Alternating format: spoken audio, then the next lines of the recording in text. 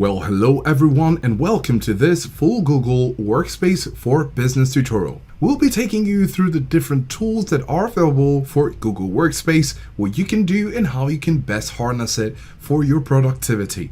As it says here, it's the better way to work. Now imagine having all these Google tools in your workspace. Every day we use Google tools for different productivity phases, such as using Gmail to receive mails, using the Drive to exchange files, using Google Meet for video conferencing, Calendar to stay organized, Chat to communicate with our teams, and of course we have Gemini, an awesome AI assistant to help you increase your productivity. Then you have Docs for word processing, which is the Google variant for Microsoft Word, and then you have Sheets, which is the variant for Excel. Then you have Slides, which is great for presentations, Vids for video editing, Keep for digital notes, Sites for team and project sites, Forums for making surveys, forms, etc.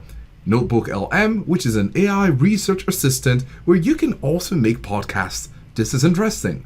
Then you have App Sheet for no-code apps and automations. Now this will dig into your pocket as it needs one subscription with so much premium value.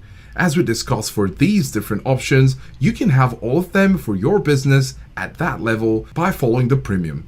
Now, of course, to continue, we're going to click on Get Started. And then here you need to put your business name, number of employees, including you, and the region. So we're going to put in a business name and fill the rest. So here we have Sunstar Group. This is just a random name, of course. And then you have number of employees, including you. And we have here 2 to 9. Of course, if you have more, you can choose what applies to you. And then you're going to select your region and click on Next. Then you're going to put in your full name, last name, and current email address. Then here you will be asked if your business have a domain. You can say yes if you do and no, I need one. So we're going to say no, I need one. So here we have Sunstar, and you can see you'll need to choose your domain, and then you see the prices that come along with them.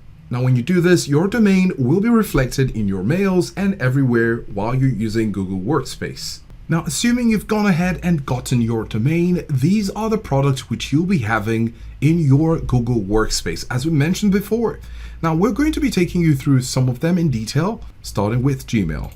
Now, of course, with Gmail, you can send messages to team, share correspondence, and mail different files back and forth within a team or with individuals outside of your workspace. All you'll need to do is to go over to the top left area. When you're in your Gmail, click on Compose. Then right here, you can put in your message, your subject, and the body of your email.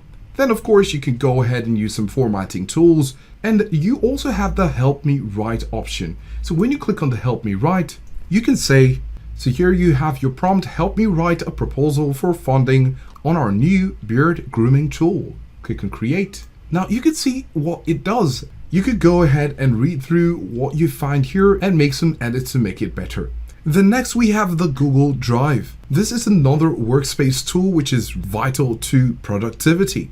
You can store, manage, collaborate, and you're sure of security on the cloud as you're sharing data across different users. Then you have Notebook LM. It is an AI-powered research and note-taking tool developed by Google. It does utilize Google's large language models, specifically Gemini, to help users to interact with and understand documents. Essentially, it allows you to upload documents like PDFs, Google Docs, etc., and then it acts as an expert on those documents, thus enabling you to ask questions, generate summaries, generate audio overviews of these documents, and create study guides. We'll be showing you just an example to help you through with this. We're going to come over here, click on Create New, and when you do this, it's going to ask you to add sources. You can drop in here a PDF, a text, or an audio. And then you could also go over to your Google Drive if you have your files there, select from Google Docs, Google Slides, or if you have it in a link, you could use a website, a YouTube page, or paste some text right here. So just to show you how it works, we're going to drop a document right here. And as we dropped it, it's currently loading. So now we have this file loaded, an intro to Pro Tools, and you can see here Pro Tools fundamentals, session creation to mix down. So the next thing we could do is to ask any questions based on what we may find in that document.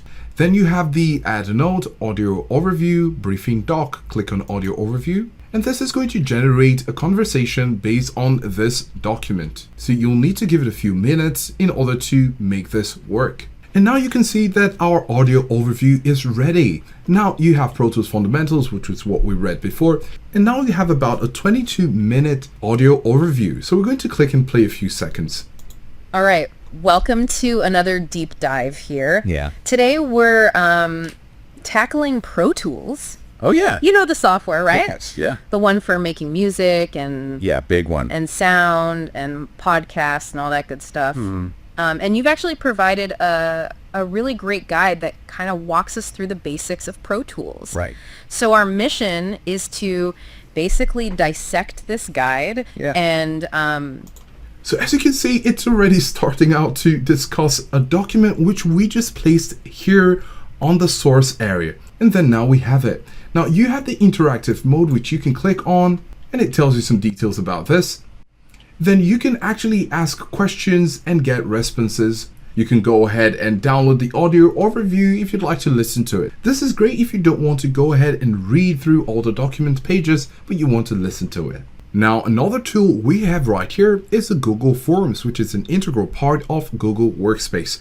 You use Forms for surveys and filling out forms such as contact information, event registration, RSVP, party invite. Now, if you're new to this and you'd like to see more, you can come over here where you have the template gallery. And when you click, it's going to be a drop down of other options. So you have order form, job application, time of request, customer feedback, work request. So there are lots of different options here you can pick from if you're just starting out.